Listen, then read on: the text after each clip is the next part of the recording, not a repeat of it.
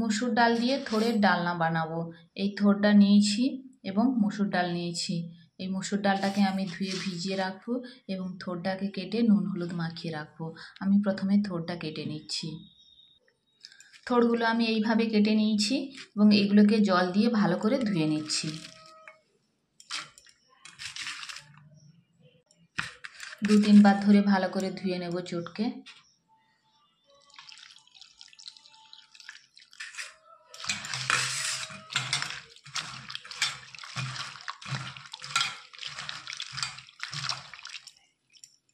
ভালো করে চটকে ধুয়ে নিয়েছি।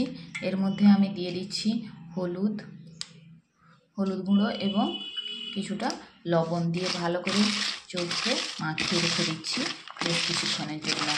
এই নুন হলুদ মাখানোর ফলে থোড়টা লাল হয়ে যাবে না এবং নরমও থাকবে। সাথে সাথে আমি ডালে জল দিয়ে ডালটাকেও ভালো করে ধুয়ে নিয়ে 10 মিনিট মতো ভিজিয়ে রেখে দেব। কড়াই গরম করে এতে আমি অল্প একটু তেল দিয়ে দিচ্ছি। আমি রান্না সব সময় অল্প তেলেই করার চেষ্টা করি। তেল গরম হয়ে গেছে, 2টো লঙ্কা ফোড়ন দিলাম। কলার থোড় এবং মসুর ডাল দিয়ে বানানো ডালনাটা নিরামিষভাবেই রান্না করব। এরপর দিয়ে দিলাম গোটা জিরে ফোড়ন, দিয়ে দিলাম 2টো তেজপাতা, দিয়ে দিলাম আদা কুচি এবং টমেটো একসঙ্গে দিয়ে দিলাম।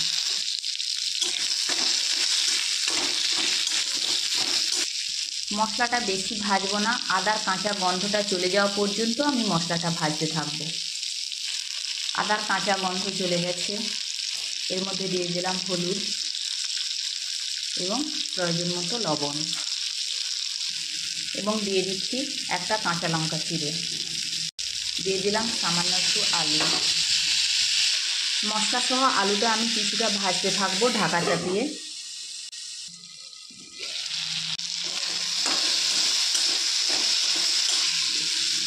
এরকম ভাজা ভাজা হলেই চলবে, বেশি ভাজার দরকার নেই। এরপর আমি এর মধ্যে দিয়ে দেবো এই যে কেটে রাখা থোড় এবং সেই তার মধ্যে যে আমি নুন আর হলুদ মিশিয়ে রেখেছিলাম, ভালো করে চটকে নিয়েছিলাম। ছোটো ঝুড়ি ঝুড়ি মতো হয়ে গেছে, ভালো করে চটকে নিয়েছিলাম। এবার নিগড়ে ভালো করে জলটা বের করে আমি তরকারির মধ্যে দিয়ে দিচ্ছি।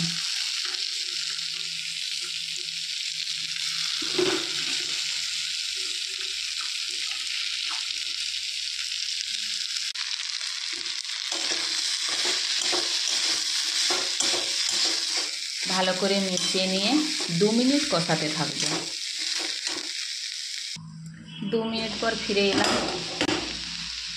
2 মিনিট পর ফিরে এসে আমি ঢাকাটা খুলে নাড়াচাড়া করে দিচ্ছি। ভিজিয়ে রাখা ডাল, ভিজিয়ে রাখা এই মুসুর ডালগুলো আমি 10 মিনিট ভিজিয়ে রেখেছিলাম। পরিষ্কার করে ধুয়ে 10 মিনিট ভিজিয়ে রেখেছিলাম এই মুসুর ডালগুলো, এগুলো দিয়ে দিলাম।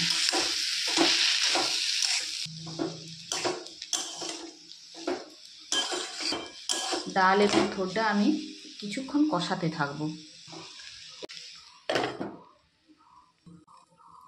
2 মিনিট পর আমি ফিরে এলাম। ভালো করে নাড়াচাড়া করে দিচ্ছি। এরপর আমি এর মধ্যে দিয়ে দেবো গরম জল। এখানে কোনো ঠান্ডা জল ব্যবহার করব না।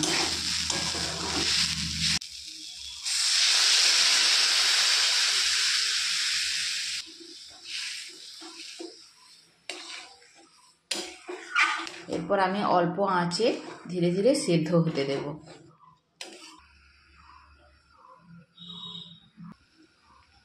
ফুটে উঠেছে, আমি ঢাকা দিয়ে দিচ্ছি।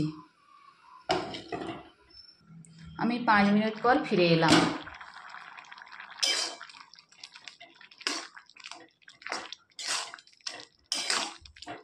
ডাল আমার সুন্দর সেদ্ধ হয়ে গেছে। এই পর্যায়ে এসে আপনারা লবণটা একটু চেক করে নেবেন। আমার হয়ে গেছে মসুর ডাল দিয়ে থোড়ের ডালনা। এবারে এখানে বলি আপনাদের, আপনারা চাইলে আলু ব্যবহার করতে পারেন, না চাইলেও নাও করতে পারেন এবং চিনিটাও না চাইলে আপনারা ব্যবহার করতে পারেন। আমি কিন্তু এখানে কোনো চিনি ব্যবহার করছি না। এই পর্যায়ে এসে আপনারা লবণটা একটু চেক করে নেবেন।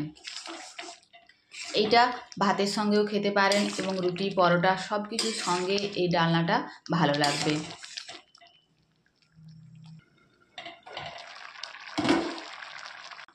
আর আমি গাঢ় করব না, আমি নামিয়ে নিচ্ছি। গ্যাসের ফ্লেমটা বন্ধ করে দিলাম। দেখুন থোড় আমার সুন্দর সিদ্ধ হয়ে গেছে।